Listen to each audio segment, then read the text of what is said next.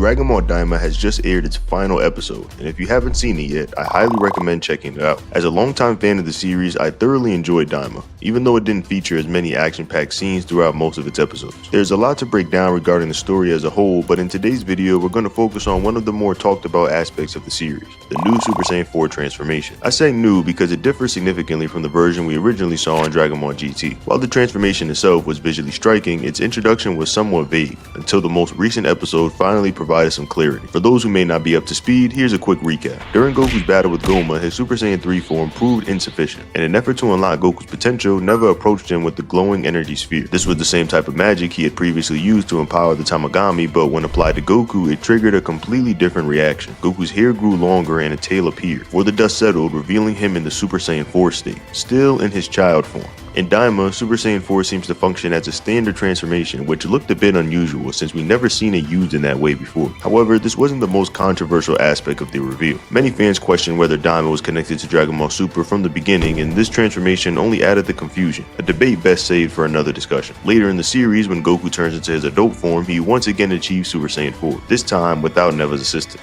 This moment left many fans wondering if the series would eventually provide an explanation, and while we did get one, it wasn't quite what most people expected. When Vegeta questions him at the end of the episode, Goku simply states that he had trained extensively after fighting Buu, but wasn't sure if the transformation would work. This suggests that Neva's intervention may have helped him access the form for the first time, or at the very least provided the extra push he needed to unlock it. However, this explanation feels somewhat inconsistent. A similar approach was taken with Super Saiyan 3 previously. It was widely believed by fans that Super Saiyan 3 had mystical requirements. Goku first achieved it in the afterlife with the otherworldly body, and Gotenks assessed it through fusion. However, Daima establishes that Vegeta was able to obtain the form simply by training and knowing about it, which contradicts these prior assumptions.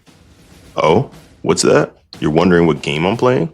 Good question. A very good question. If I were you, I'd start playing right now because there's never been a better time to jump into Raid Shadow Legends. Raid is celebrating its 6th anniversary and they've gone completely nuts with giveaways. New players, listen up. If you download Raid using my link or scan the QR code on screen, you'll get an epic hero Zargala for free, plus a $60 bonus package to kickstart your adventure. But wait, it gets even crazier. Use the promo code Supreme6 to unlock your first legendary champion, Supreme Gallic. Then enter Monkey King for the second legendary hero, Sun Wukong. He's a personal favorite of mine. Does he look familiar? He should. He's the inspiration behind Son Goku from Dragon Ball, and the Super Saiyan 4 design is inspired by his appearance. Pretty cool, am I right? If you log in 7 days before March 26, you'll get the Allison Wanderer. Raid Shadow Legends is running the latest global event, Alice's Adventure, complete with 5 brand new legend campaigns inspired by the classic tale of Alice's adventures in Wonderland. Starting from January 8th, players can get their hands on the likes of Alice the Wanderer, Cheshire Cat, Mad Hatter, Knave of Hearts, and the fearsome Queen of Hearts. Get all 5 legendary champions through in-game events over the month. The events are available to both new and existing players. Okay, so you're one of those people that want to advance fast in games. Well, here's the pro strat. Grind the campaign for easy levels, hit the dungeons for gear,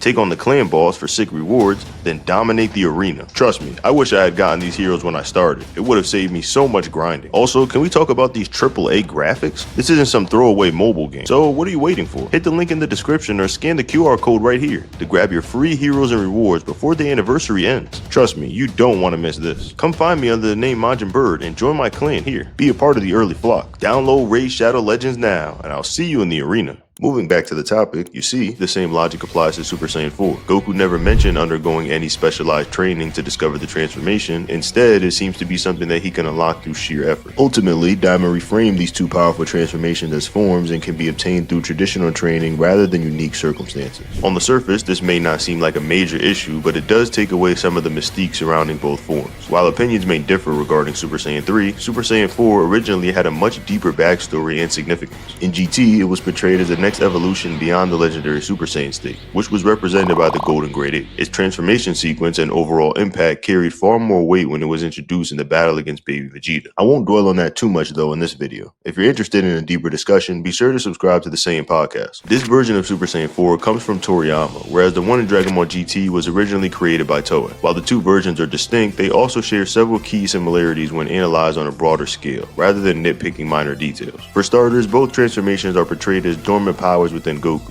meaning that at least in GT's case, he could have theoretically awakened the form much earlier, sometime after the Namek Saga. In GT, if Goku had never lost his tail, the next time he gazed at a full moon after already becoming a Super Saiyan, he would have transformed into a Golden Ozaru. There is still some debate over whether becoming a Super Saiyan is a prerequisite for achieving this form, but the logic behind it makes sense. Originally, the Golden Ozaru was depicted as the legendary Super Saiyan in Vegeta's flashback, at least in the anime adaptation. Since GT serves as a continuation of Dragon Ball Z's anime timeline, it builds on the idea to establish Super Saiyan 4 as the next step in the Saiyan evolutionary chain. In Daima, if someone like Neva had been around during the Buu Saga to use the same magic he later employed against Goma, Goku likely would have unlocked his power back then as well. Another major similarity between these two versions of Super Saiyan 4 is that in both cases, Goku's transformation was triggered by an ancient and powerful figure. In the case of GT, it was Elder Kai, who recognized Goku's untapped potential long before the transformation had even been introduced. In fact, he directly refers to a level beyond Super Saiyan 3 as Super Saiyan 4 multiple times before Goku ever attains it. Despite his eccentric and humorous personality, Elder Kai proves to be one of the most insightful characters in the series, often seeing things that others overlook. His warnings about the overuse of the Dragon Balls initially dismissed eventually became a major plot point in GT, leading to an entire arc centered around their consequences. Elder Kai's role in unlocking Goku's potential aligns with the concept that Super Saiyan 4 was always within him, waiting to be awakened. Since Goku was transformed back into a kid at the beginning of GT, it made sense that his tail would regrow, as any magical interference, such as Kami's suppression of his tail regrowth, would have been nullified by the effects of the Dragon Balls. This allowed him to reconnect with his primal Saiyan heritage, which was necessary to assess the Golden Ozaru state and ultimately Super Saiyan 4.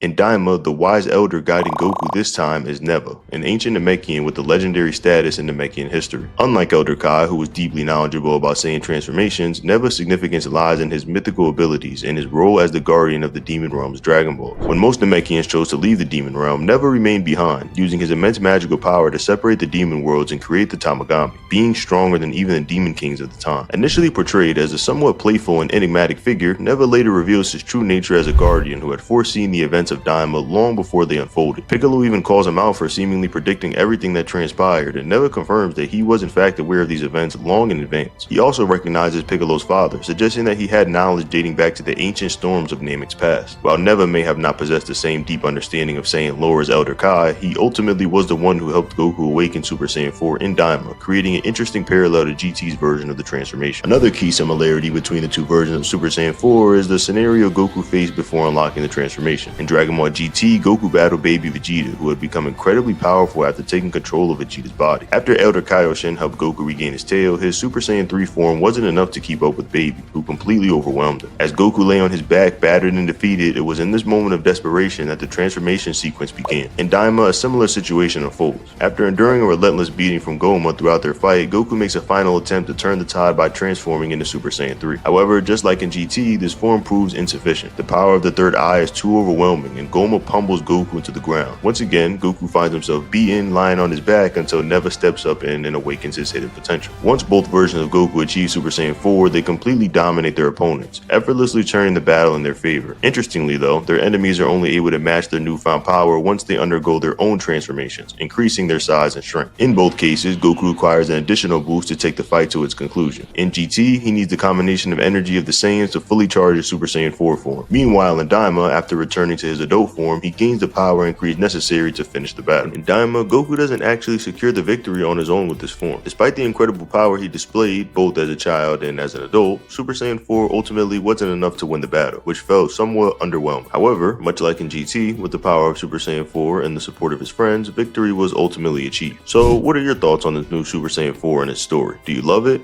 dislike it, or feeling different? I'll be responding to the top comments this time, so be sure to share your thoughts in detail. Leave a like on the video if you haven't yet, and until next time, Majin Birds. And remember guys to download Raid Shadow Legends. They made this video possible by supporting it. Use my link in the description below. Peace.